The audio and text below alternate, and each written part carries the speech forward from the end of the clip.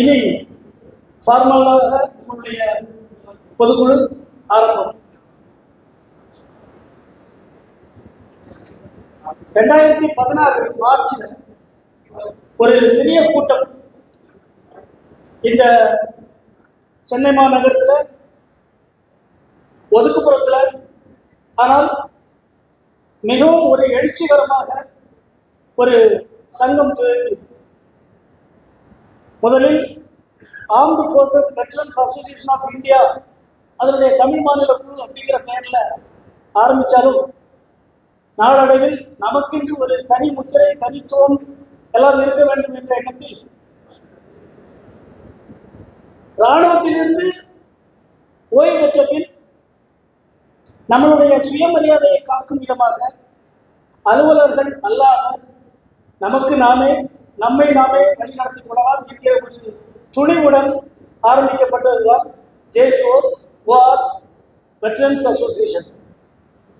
இந்த ஜோவா என்கிற இந்த அமைப்பு 2016 முதல் அடிமேல் அடி எடுத்து வைத்து உங்கள் பேராதரவுடன் இன்று 9 ஆண்டுகளை கடந்து வருடம் தன்னுடைய செயல்பாடுகளை முன்னெடுத்து சென்று கொண்டே இருக்கிறது.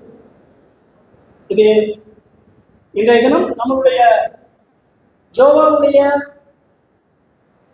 அர்ப்பணிப்பு, இதனுடைய செயல்பாடுகள், இதனுடைய மக்கள் நலப்பணிகள், இது எல்லாமே தமிழகத்தில் எல்லா மாவட்டங்களில் மட்டுமல்ல, அகில இந்திய அளவில் கூட நம்மளுடைய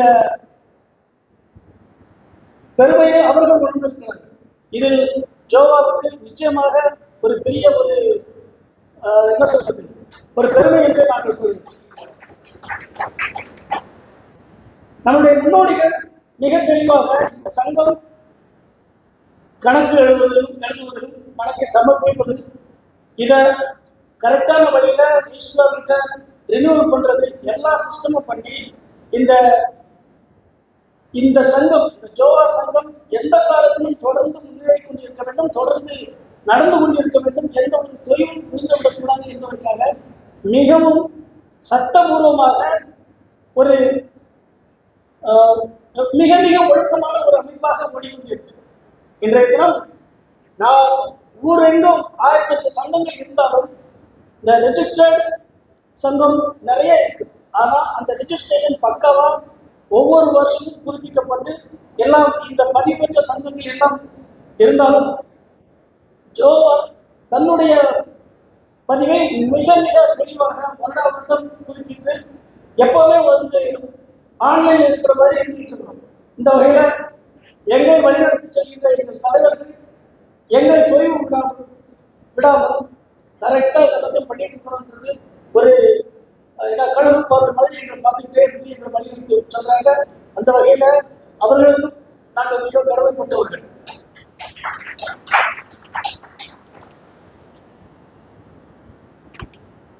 இனி பொதுக்குழு கூட்டத்தில் இந்த சந்தர்ப்பத்தில் நாம் நிறைய பேச வேண்டும், நிறைய நம்மளுடைய எண்ணங்களை பகிர்ந்து கொள்ள வேண்டும் என்கிற அடிப்படையில் உங்கள் சார்பாக சீஃப் பேட்ரன் திரு துர்காதாஸ் அவர்களை